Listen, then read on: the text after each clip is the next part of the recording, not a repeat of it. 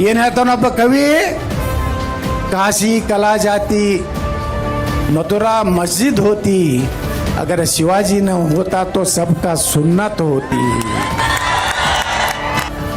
ನಾ ಯಾರಿಗೂ ಅಂಜೋ ಮಗ ಅಲ್ಲ. ನೀವು ಟಿ ವಿ ಒಳಗ ಪೇಪರ್ನಾಗ ರೊಕ್ಕ ಕೊಟ್ಟು ನೀವೇನು ಕಿಸಿದ್ರು ನನಗೇನು ಕಿಸಿದಾಗೋದಿಲ್ಲ. ನಾ ಹಿಂಗೆ ಇರಾವ. ಒಂದು ದಿವಸ ಕರ್ನಾಟಕದ ನಂಬರ್ 1 ಆಗವನೇ, ಬಂಜಾರ ಸಮಾಜವನ್ನು ಎತ್ತಿ ಹಿಡಿಯವನೆ. ನಾನು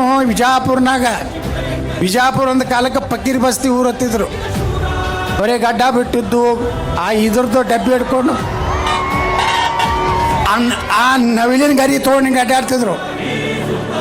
ಈಗ ಏನಾಗೈತೆ, ಬಿಜಾಪುರ ಸಂತ ಸೇವಾಲಾಲ್ ಮಹಾರಾಜರ ನಗರ ಬಿಜಾಪುರ ಆಗಿದೆ.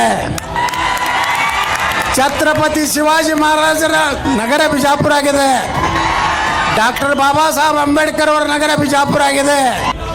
ಮಹಾರಾಣಾ ಪ್ರತಾಪ್ ನೆಗ್ಗಿನ ಮುಳ್ಳಿನ ಬೀಸಿ ರೊಟ್ಟಿ ಮಾಡಿ ತಿಂದು ಅಕ್ಬರ್ ಅನ್ನೋಂಥವ, ಬರೀ ಅಕ್ಬರ ಮಹಾರಾಣ ಹೆಸರು ಕೇಳಿದ್ರೆ ಚೊಡ್ಡೆ ಹೊಯ್ಕೋತಿದ್ದರು. ಶಿವಾಜಿ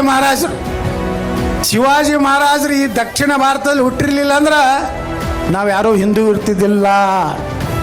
ಇವತ್ತು ಬಿಜಾಪುರ ಹೆಂಗೆ ಕಾಣಿಸ್ಲಕ್ಕತ್ತೈತಿ, ಈ ಭಾರತದಾಗ 3ನೇ ಒಳ್ಳೆ ಗಾಳಿ ಇರುವಂಥ ನಗರ,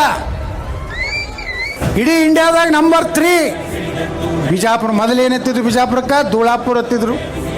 ಬಿಜಾಪುರ ಇದು ಹಿಂದೂ ನಗರ. ಇಲ್ಲೇನು ಮ್ಯಾಗಿನ ಸಾಬರ್ದೇನು ನಡೀದಿಲ್ಲ. ಮಹಾರಾಜ್ ಹಿಂದೂಸ್ತಾನಕ್ಕೆ ನೀವು ಗಟ್ಟಿಯಾಗಿ ಇರ್ರಿ, ನಾ ಗಟ್ಟಿಯಾಗಿರ್ತೀನಿ. ಇಲ್ಲಿ ಯಾವನೋ ಪಾಯಿಂಟ್ ಕನ್ನಲಾರ್ದಂಗೆ ನೋಡ್ಕೋದು ನನ್ನ ಜವಾಬ್ದಾರಿ.